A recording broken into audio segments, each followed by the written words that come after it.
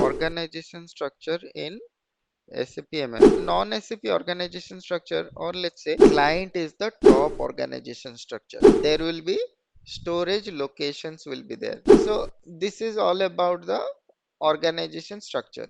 Okay.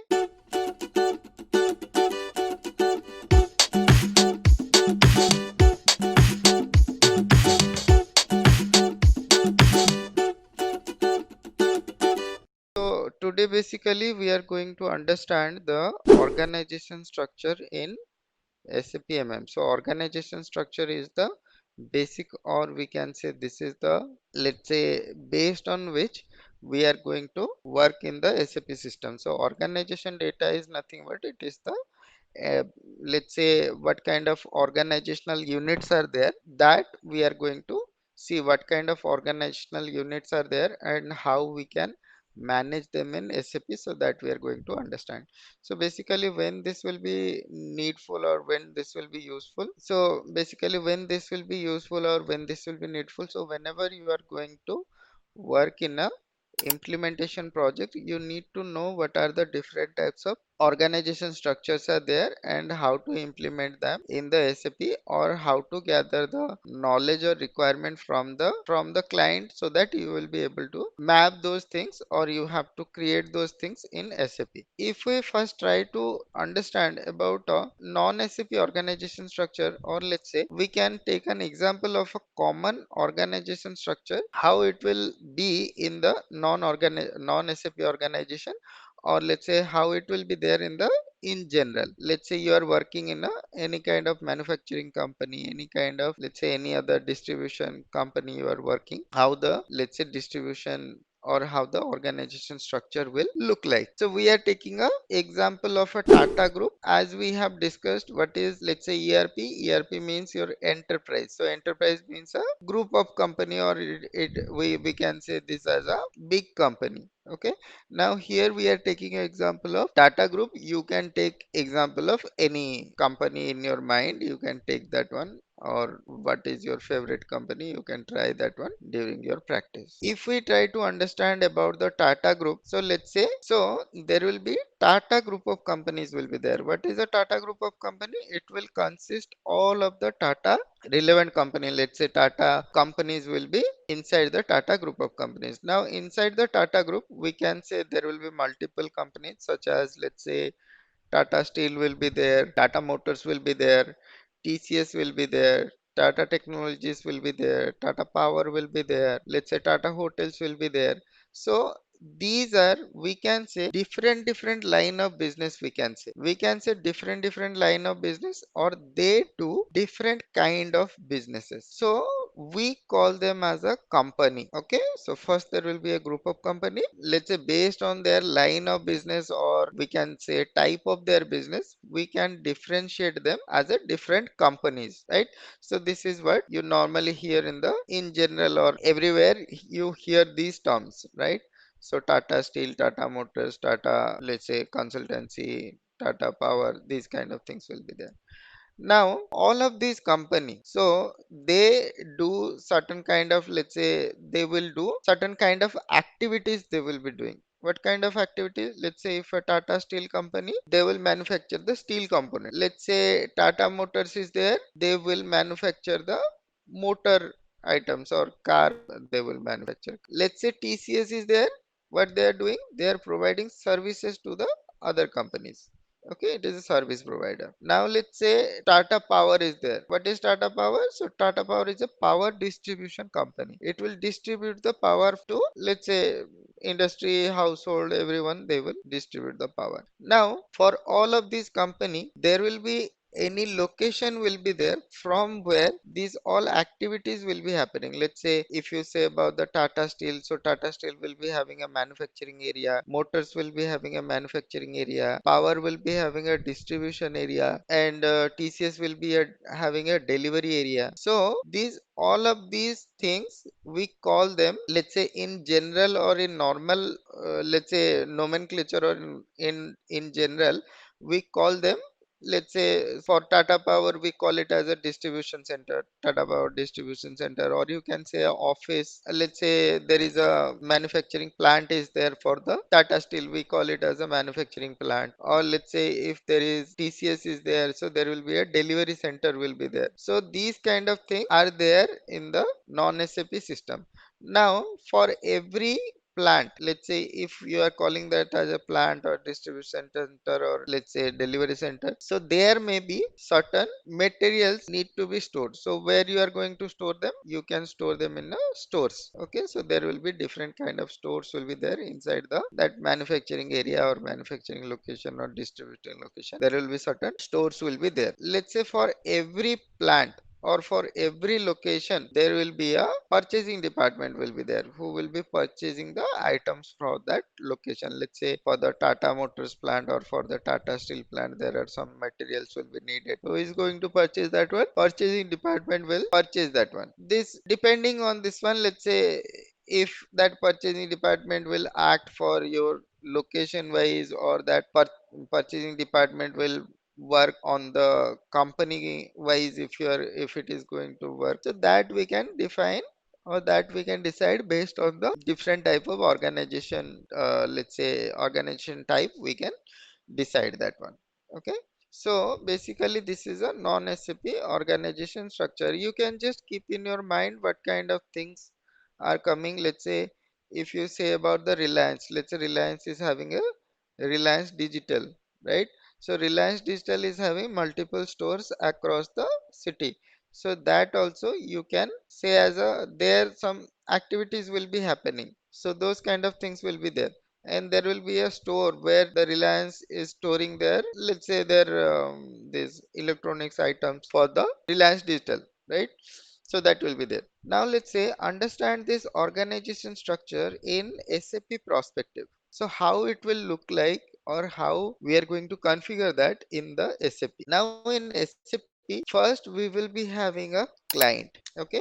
So in the last class when we tried to navigate on the SAP, so first when we tried to log in, so you see or you saw that there is first there is a client is there. In the client we are maintaining user ID and all we are going to maintain. In the SAP, client is the top organization structure where we can maintain all of the data. Like whatever data is required, we can maintain it in the client or inside the client.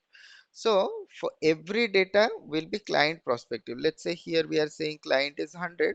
So whatever data I am going to create inside client 100 or for client 100, so everything will be that data will be only relevant for client 100. That same data you cannot find in client 200, 300 if you are saying. So in the other client you will be not finding those data. So now this is all about the client. So client will be having it's all, let's say user data, configuration data, organization data. So every data will be there for the client specific. So that is why it is a top organization structure in SAP. Now inside the client, what you can do, you can create a company.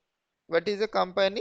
Company is nothing but it is the group of company that we have seen here. So here let's say your Tata group is there. So similarly here we can create a company, that is a Tata group of company. But here company is not that much of important because company does not hold any kind of data. It is just for a information purpose. If you want to create it, then it is fine. If you don't want to create it, then also it is fine, because at this company level in SAP we don't hold or we don't maintain any data. It is only for a reference purpose that this belongs to, let's say there are multiple companies are there, so that belongs to this company. Okay, so now this is there. So company you can create or you can leave it. Now next one is company code. Now whatever things we have discussed here, Tata Steel company, Tata Motors company, or we can say line of business, we are going to say that as a company. So same company we call it as a company code in SAP. Okay, company code. So every company code will be having, let's say set up its own data. So what is a company code? So company code is nothing but it is a set of GL accounts. This is basically company code holds all of the accounting data or all of the financial data. So if you want to have any financial related data or financial related information, where you are going to search?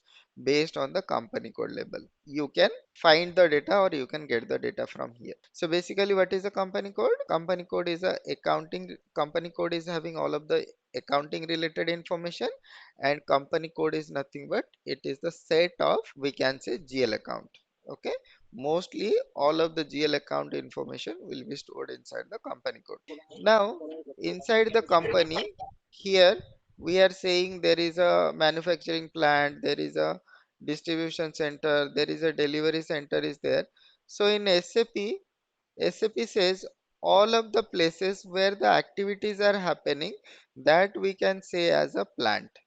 Okay, let's say distribution center is a plant, let's say manufacturing center is a plant, let's say delivery center is a plant. So everything is a plant. So like if you are selling something at the, let's say if you say about the Tata, let's say if you are having a manufacturing unit, let's say steel manufacturing unit, that is also a plant. Let's say car manufacturing unit, that is also a plant. Let's say for your Tata Power, let's say there is a structure is there, electric structure is there where you are going to distribute all the powers. So that is also a plant. Or let's say if you are saying Chroma store is there, so Chroma is also a Tata product. So if you are saying that Chroma store is there, so that Chroma store is also, we can maintain that as a plant or we can consider that as a plant. So for SAP, any location where the activities are happening, actual activities are happening, that is called a plant. So let's say if you are saying TCS, where the TCS offices are there, so that is a plant. Okay, so everything is a plant. Now inside the plant, there will be storage locations will be there. So what we call as a store, that we call in the SAP side as a storage location. In the storage location, basically we are going to put the material or we have to store the material. So whenever required, we can remove that one. So that is basically there. Next one is, here we are having the purchase organization. So what we call as a purchasing department in general, we call them purchasing organization in SAP. So purchasing organization, we can have it at the plant level, we can have it as the company code level. So basically we can have it at the plant level or we can have it at the company code level. So that we will see it in a bit. So this is basically the organization structure. So let's say some people will ask what is a SAP organization structure. Okay, so if someone is asking you about the SAP organization structure, so as we discussed, SAP organization structure will start with the client. Client is the top organization structure. Company code is the next lower organization structure, and plant is the next lower organization structure. If we say about the SAP organization structure, based on the data, we can maintain the hierarchy from higher to lower. So client will have all of the information. Company code will be having the, let's say, finance related information.